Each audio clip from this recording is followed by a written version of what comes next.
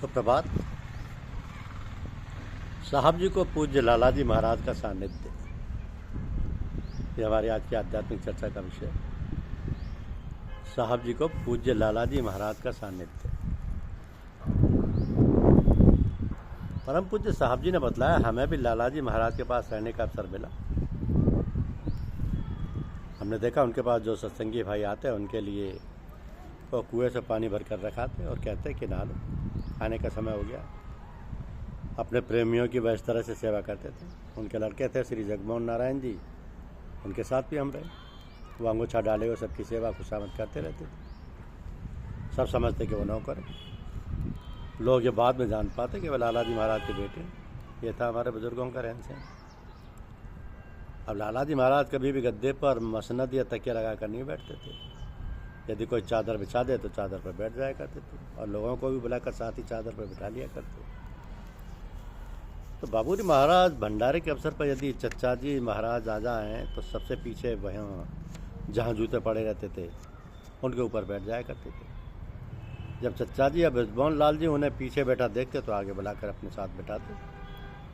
लेकिन इसके बावजूद बाबूजी ये नहीं करते थे कि वह रोज़ सामने जाकर बैठे, वो बैठते पीछे ही थे और बुलाने पर ही आगे आते।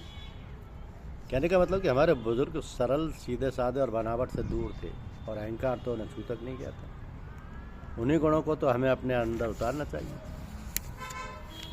इसी तरीके से साहब जी को पूज्य चचा जी महाराज का सानिध्य मिला। पूज्य बाबूजी इस प्रयास में रहते कि राणा जी चचा जी महाराज की सेवा में रहकर आए।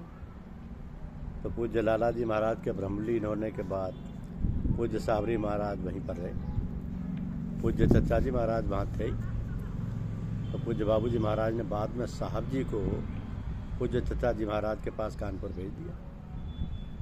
अब पूज्य साहब जी ने स्वयं बतलाया कि हम चचा जी के पास 2 साल रहे। जब हम चचा जी के पास सबसे पहले पहुँचे तो चचा जी कहीं बाहर जा रहे थे। हमसे बोले, देखो अपना सामान वगैरह ले आओ और यहीं पर रहो, हम परसों लौट आएंगे।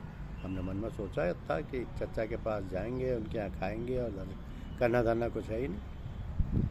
इस सोच में 10-15 दिन हो गए और हम चचा के घर नहीं गए। एक दिन हम घूमने निकले, चलते चलते अनायास ही चचा के घर के पास पहुँच गए, आ गए। तब सोचा कि चलो चचा से मिल ले। जब चचा जी से मिले तो वो खूब हंसे और एक कहानी सुनाई।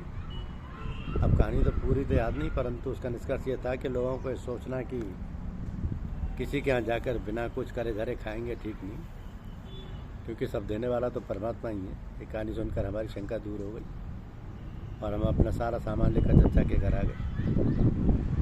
आपने आगे बतलाया उन दोनों चचा की तंदुरुस्ती ठीक थी और जब मकान के बाहर सोते थे तो चचा के पैर उन दिनों एक सज्जन दबाया करते थे। जब रात को वह सज्जन चचा के पैर दबा रहे थे तो हमारी बड़ी जोर की तबीयत हुई कि हम भी चचा के पैर दबाएं, परंतु हम कहें कैसे। इस तरह वह दिन तो निकल गया। अगले दिन जब सब लोग चले गए और वो सज्जन पैर दबाने गए तो चचा बोले कि आज तुम रहने दो, आज कोई और पैर दबाएगा। तो हमारे अलावा और कोई वहाँ था ही नहीं, तो हम पैर दबाने लगे। चचा पैर दबाते थोड़े ही थे, सब धीमे धीमे पैर को सहलाते थे। पैर सहलाते कई घंटे हो गए। हमने सोचा कि चचा कहें अब जाओ, और वो बोले ही नहीं। अपने आप चलने पर तो बेहद भी हो जाती। जब रात के 12 बज गए तो हमने सोचा कि अब तो चचा सो गए, अब चला जाए। सो जैसे ही उठने को हुए चचा बोले, अभी दूसरा पैर तो रह ही गया। अब जो दूसरा पैर दबाने बैठे तो 4 बज गए। 4 बजे तो उठने का टाइम होता ही है। अब वही चक्कर चालू हो गया कि पूरी रात हम चचा के पैर पाँव दबाते रहते और दिन में शायद ही कभी सोने का मौका मिलता हो, परंतु ना कभी सुस्ती महसूस की और ना थकान। इस तरह कार्यक्रम बहुत समय तक चलता रहा। उन दिनों हम चचा के पास लड़कों की तरह से रहते थे, कोई परायापन नहीं था। कई बार चचा रहस्यमय बातें बताने लगते इधर उधर की, परंतु जब ख्याल आ जाता तो टाल जाता। जब लाला जी का शरीर छूटा तो हम 2-3 दिन बाद पहुँचे। शाम का समय था और दालान में चचा जी सत्संग करा रहे थे। जैसे हम दरवाजे पर खड़े हुए हमने देखा कि लाला जी बैठे हुए। हम आश्चर्य में पड़ गए, क्योंकि लाला जी का शरीर तो छूट चुका था। करीब 5-7 मिनट तक हमें यही लगता रहा। बाद में हमें होश आया कि लाला जी नहीं बल्कि चचा जी बैठे। ऐसी उनकी फनाइयत थी लाला जी कि बिल्कुल लाला जी मालूम हो रहे थे। अब पूज्य साहब जी ने बतलाया कि चचा जी महाराज की एक घटना और है, वो हमसे एक पत्र लिखवा रहे थे। हर एक वाक्य का आरंभ यदि ईश्वर की इच्छा हुई तो से करते, किंतु ये समझ कर कि ये तो एक औपचारिकता है, एक वाक्य का आरंभ उक्त वाक्यांश से नहीं किया। तो बाद में चचा जी ने पत्र पढ़ा और पूछा कि उस वाक्य की शुरुआत यदि ईश्वर की इच्छा हुई तो क्यों नहीं की। पूज्य चचा जी का मंत्र है कि हे ईश्वर तेरी इच्छा पूर्ण हो। अब पूज्य बाबूजी महाराज ने साहब जी को, पूज्य चचा जी नहीं वरन डॉक्टर चतुर्भुज सहाय तथा डॉक्टर कृष्ण सहाय के पास भी आध्यात्मिक शिक्षा के लिए भेजा।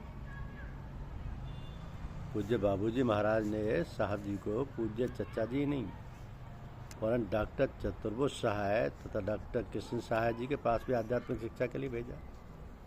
पूज्य बाबूजी महाराज अपने सत्संगी भाइयों को सबसे मिलने जुलने व सत्संग करने पर बहुत जोर देते थे। ये था साहब जी को पूज्य लाला जी साहब और पूज्य चचा जी साहब का सानिध्य। धन्यवाद। यूट्यूब चैनल को लाइक और सब्सक्राइब अवश्य कीजिए। शुक्रिया।